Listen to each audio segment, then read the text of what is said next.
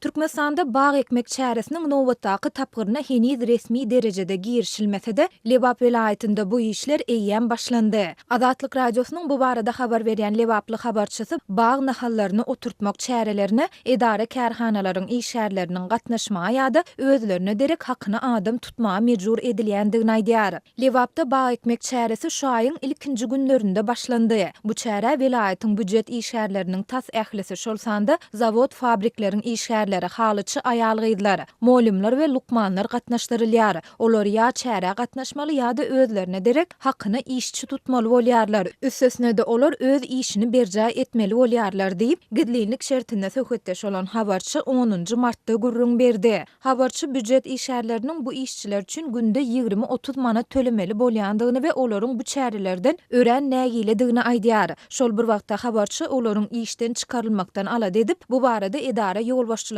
garşylyk görkezmeýändigini hem belleýär. Aýdylmagyna görä bağ ekmek çäresi diňe büdjet işgärlerine däl, eýse mektep okuwçylaryna hem öz täsirini ýetirýär. Şu günler vilayetiň orta mektepleriniň ýolbaşçylary okuwçylardan 2-5 aralygynda arça agajyny ýa-da miweli baglaryň nahallaryny getirmegi talap edýärler. Bir sany miweli bagyň ýagny eriň bahasy 15, üljäniňki 60 manada deň. Arça 60, tut 5, derek 10 manatdan bahalanýar. Muňa maddi ýagdaý ýetmeýän hojalyklar köp. Şol sebäpli maşalada dawa jenjel hem döreýär. Soňky döwürde okuwçylaryň köçelerdäki baglary ogurlap, mekteplere alyp barýan halatlary hem köpeldi diýip habarçy mektep molimleriniň we enatalaryň ençemesine salgylanyp gurrun berdi. Azatlyk radiosy ýokarda aýdylan ýagdaýlar barada Lebap vilayet häkimliginden kommentari alyp bilmedi. Ýöne bu maglumatlar Lebapda edara kärhanalaryň işgärlerinden bağ ekmek çäresi üçin 70 manatdan 100 manada çenli pul ýygnalandygy baradaky habarlardan 3 hepde soňa gawat geldi.